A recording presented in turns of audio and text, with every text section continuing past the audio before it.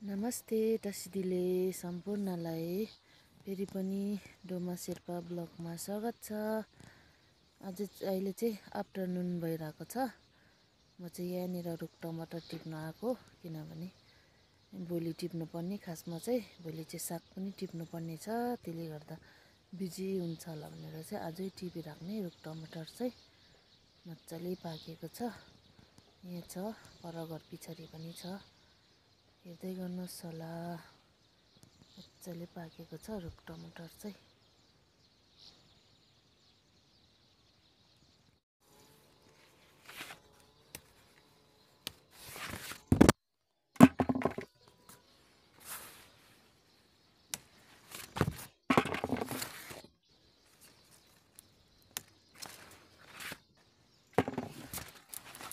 माथि आकाशको चाहिँ लट्ठीले झार्नु पर्ला जस्तो छ।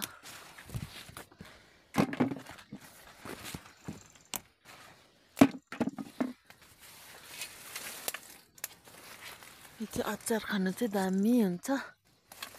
कोलाई मनपर्छ कमेन्ट गर्नुहोस् होला।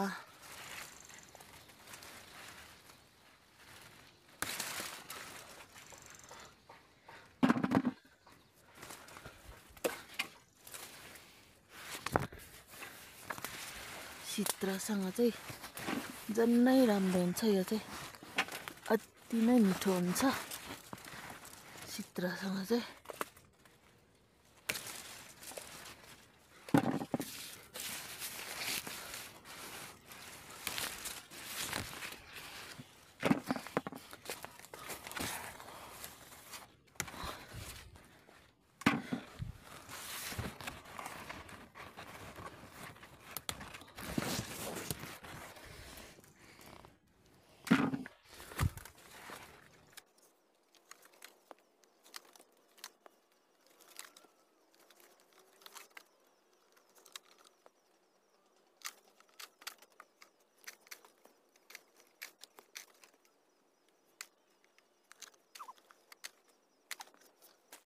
यति टिपे यहाँ चाहिँ। अब माथि जानुपर्छ, घरको छेउमा पनि छ। यसलाई तौलिनु पर्ने हुन्छ अब भोलि। यो येल्लो कलरको, येल्लो ओरेन्ज के भन्नु, यसलाई ओरेन्ज चाहिँ होला, ओरेन्ज कलर नै होला। अनि यो चाहिँ रेड।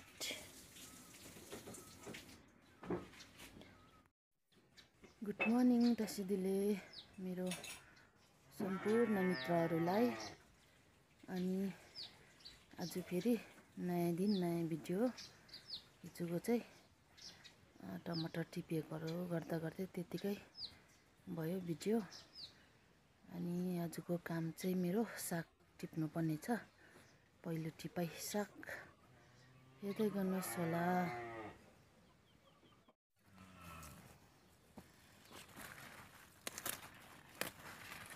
यो चाहिँ पहिलो टिपाइ साग हो।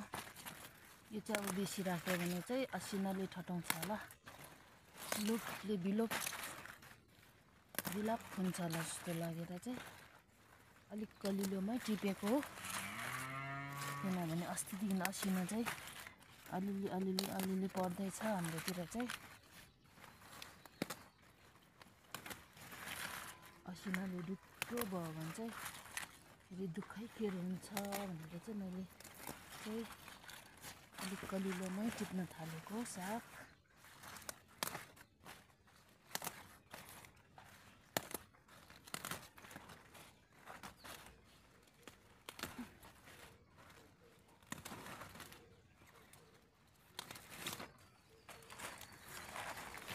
एकदम कलिलो साग।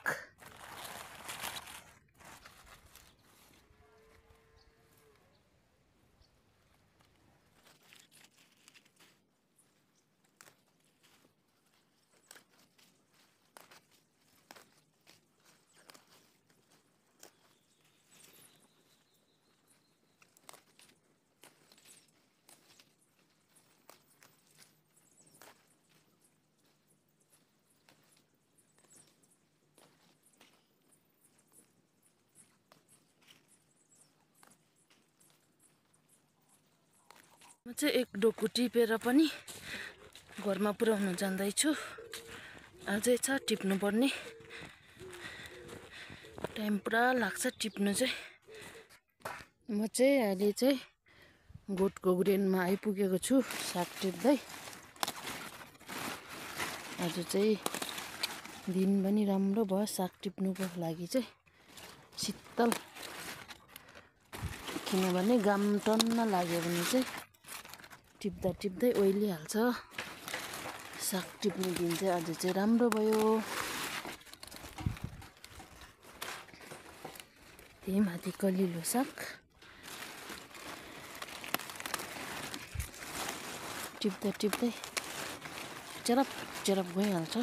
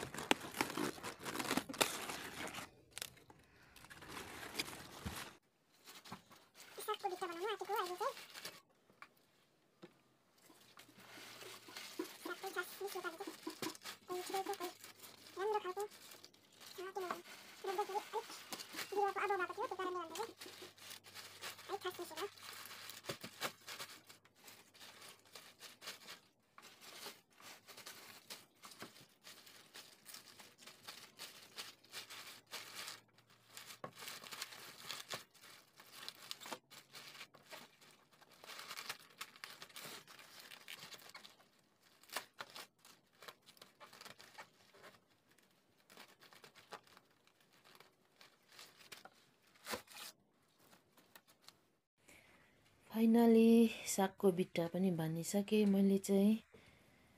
बिट्टाहरू ठुल्ठुलो बनाइदिएको। अनि यता चाहिँ रुख टमाटर त होलेर पनि रेडी। अब यता चाहिँ च्याल्लै लथालिङ भइरहेको छ। अब सफा गर्नु पर्ला। यो चाहिँ